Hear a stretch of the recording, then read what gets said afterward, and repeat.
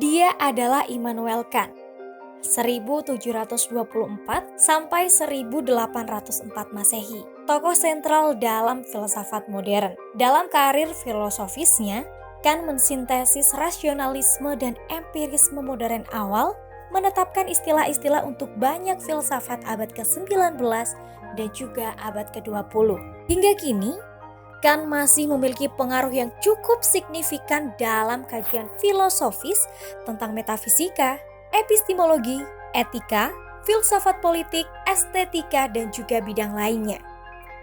Gagasan mendasar dari filsafat kritis Immanuel Kant adalah bisa dilihat dalam 3 kritiknya terhadap otonomi manusia. Pertama, kritik alasan murni. Kedua, kritik alasan praktis. Dan ketiga, kritik kekuatan justifikasi. Kant berpendapat bahwa pemahaman manusia adalah sumber dari hukum-hukum umum tentang alam yang menyusun semua pengalaman kita. Dan bahwa akal manusia memberi dirinya suatu hukum moral yang merupakan dasar kita untuk percaya kepada Tuhan, kebebasan, dan keabadian. Immanuel Kant lahir pada 22 April 1724 di Königsberg, dekat pantai tenggara Laut Baltik.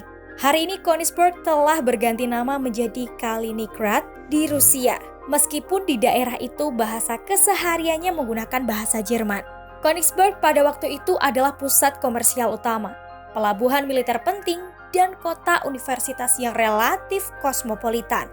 Kant kuliah di Universitas Königsberg yang dikenal sebagai Albertina, di mana minat awalnya dalam bidang klasik dengan cepat digantikan oleh bidang filsafat.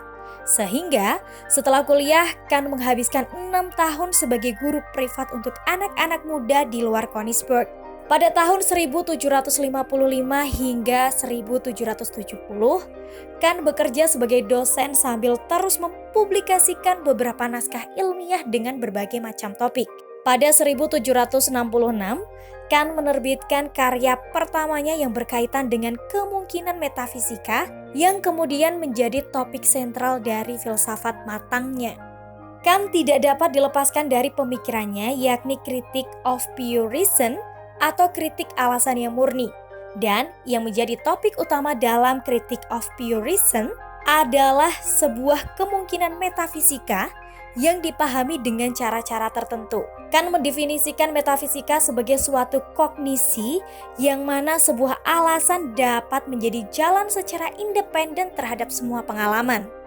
Maksudnya, metafisika menurut Kant adalah sesuatu yang terkait dengan atau dapat dikatakan sebagai a priori. A priori adalah sebuah pengetahuan yang ada sebelum bertemu dengan pengalaman. Atau dengan kata lain, sebuah istilah yang dipakai untuk menjelaskan bahwa seseorang dapat berpikir dan menjadi asumsi tentang segala sesuatu sebelum bertemu dengan pengalaman dan akhirnya mengambil kesimpulan. Kant secara jelas mengasosiasikan pengetahuan a priori dengan apa yang disebut dengan alasan. Oleh karenanya, proyek kritik di sini adalah memiliki tujuan untuk memeriksa apakah, bagaimana, dan sejauh mana akal manusia mampu memiliki pengetahuan a priori tersebut. Pemikiran revolusioner Kant ini dapat ditarik sebuah garis besar bahwa pikiranlah yang mengatur pengalaman kita ke dalam cara hidup seseorang menjadi ada atau cara kita berpikir tentang dunia. Kant menulis bahwa pikiran dapat memiliki pengetahuan tentang hal-hal yang telah atau belum dialami. Akan tetapi, ini masih hanya kemungkinan belum menjadi pengalaman. Sebab Kant dalam hal ini tidak mengatakan bahwa pikiran menciptakan objek. Akan tetapi hanya kondisi di mana objek diperhatikan dan dipahami.